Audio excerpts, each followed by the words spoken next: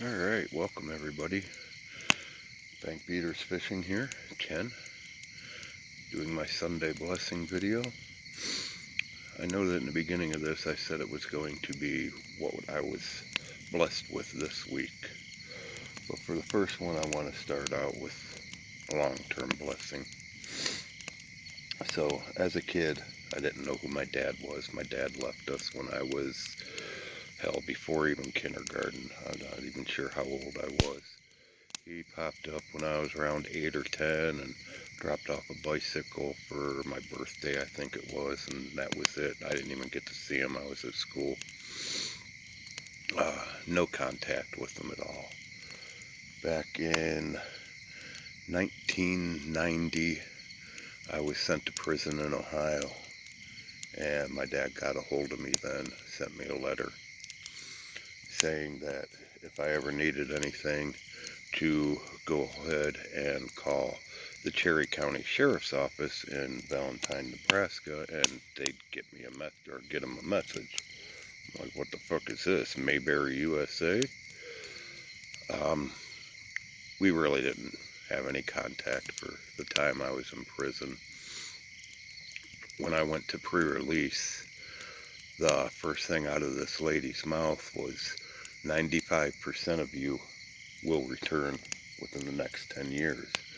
She said, I repeat, 95 out of you 100 men will be back here within the next 10 years.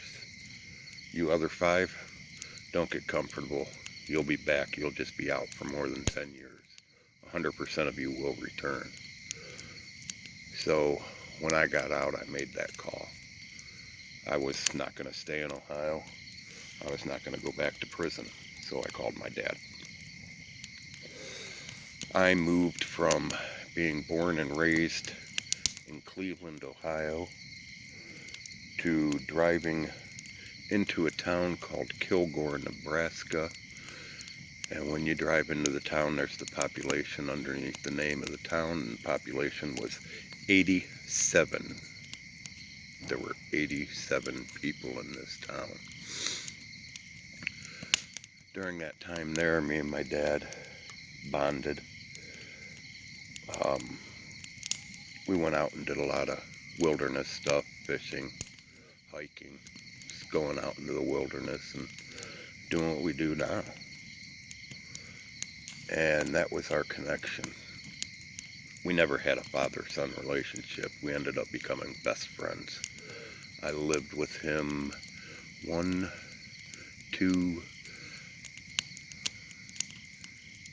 two different places, I believe.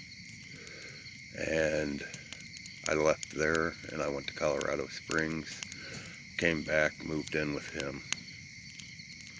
We both decided it was time to get out of Nebraska. We went to Kansas City, Missouri.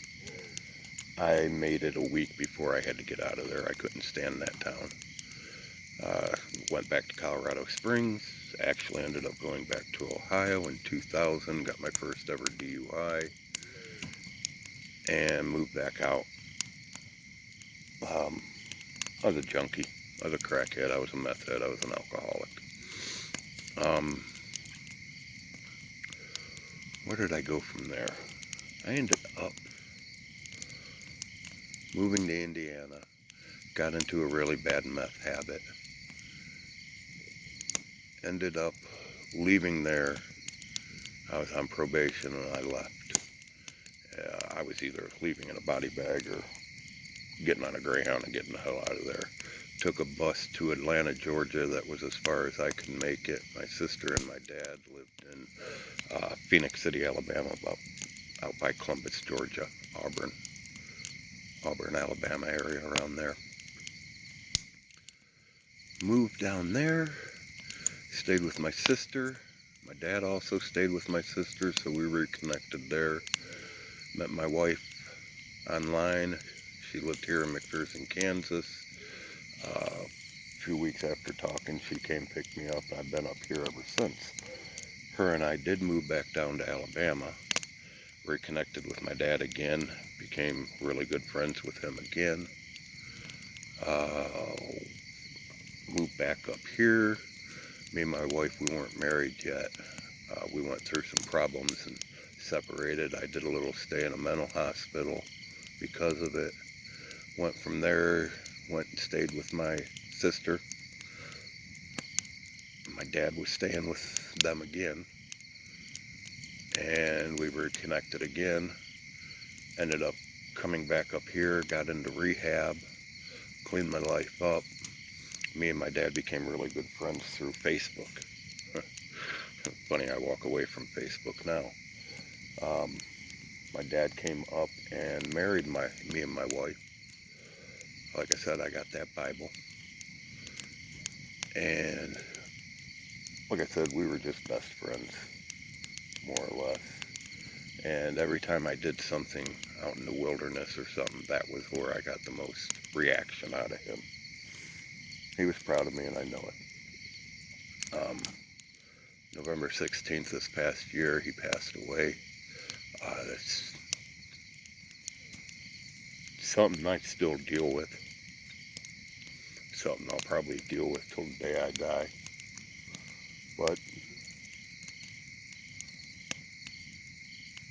I know he's happy. So my blessing is going from a fatherless home to having a best friend for a dad.